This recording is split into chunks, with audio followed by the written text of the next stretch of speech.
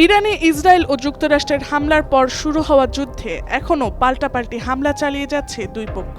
চলমান এই সংঘাতে ইতিমধ্যেই ইরান, ইসরায়েল ও উপসাগরীয় অঞ্চলের বিভিন্ন দেশে ব্যাপক ক্ষয়ক্ষতি হয়েছে। ২৮ ফেব্রুয়ারি যুদ্ধ শুরু হওয়ার পরই ইরানের পররাষ্ট্রমন্ত্রী আব্বাস আরাকচি কড়া ভাষায় বলেছিলেন, যুদ্ধ যুক্তরাষ্ট্র ও ইসরায়েল শুরু করলেও এর সমাপ্তি হবে ইরানের সম্মতি ও শর্তের ভিত্তিতে।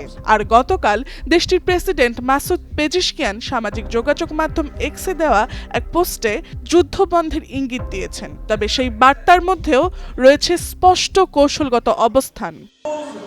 চলমান সংঘাত বন্ধে রাজি হতে পারে ইরান, তবে সেজন্য তিনটি শর্ত দিয়েছে Tehran. President Masoud Pezeshkian Russia ও পাকিস্তানের নেতাদের সঙ্গে আলোচনায় এই শর্তগুলো তুলে ধরেন। তিনি স্পষ্ট করে জানান, এসব শর্তে ইরানের অবস্থান অনড়। বুধবার দুই দেশের নেতার সঙ্গে আলাপের পর এক্সে দেওয়া পোস্টে পেজিশকিয়ান বলেন, তিনি আবারও ইরানের অবস্থান তুলে ধরেছেন। তার ভাষায়, বর্তমান এই সংঘাতের মূল উস্কানিদাতা হল জায়নিস্ট শাসক গোষ্ঠী এবং যুক্তরাষ্ট্র।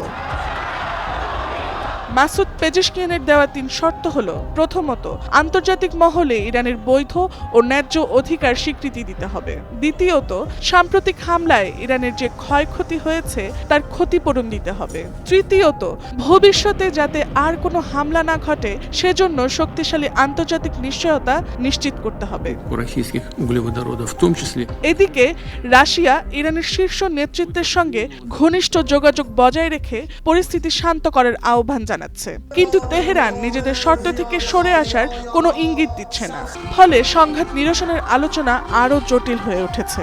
এর মধ্যেই বুধবার ইসরায়েলের উত্তরাঞ্চল লক্ষ্য করে একযোগে ১০০টি রকেট ছড়ে লেবানন ভিত্তিক সশস্ত্র গোষ্ঠী হিজবুল্লাহ। ইসরায়েল প্রতিরক্ষা বাহিনীর দাবি, রকেটগুলো উত্তর ইসরায়েলকে লক্ষ্য করেই নিক্ষেপ করা হয়েছে।